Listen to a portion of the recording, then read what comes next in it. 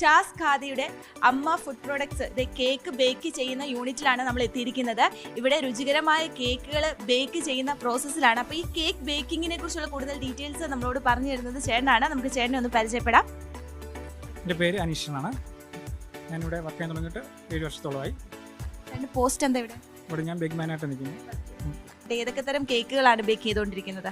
നമുക്ക് പ്ലം ഉണ്ട്, മാർബിൾ ഉണ്ട്, പൈനാപ്പിൾ ഉണ്ട്, ജാക്ക് ഫ്രൂട്ട് ഉണ്ട്, നമ്മുടെ സ്പെഷ്യലി ക്യാരറ്റ് കേക്ക് ഉണ്ട്, പിന്നെ ഷുഗർ ഫ്രീ ഉണ്ട്, പിന്നെ വേറെ ഫ്ലേവർ ഏത് വേണമെങ്കിലും നമുക്കുണ്ട്.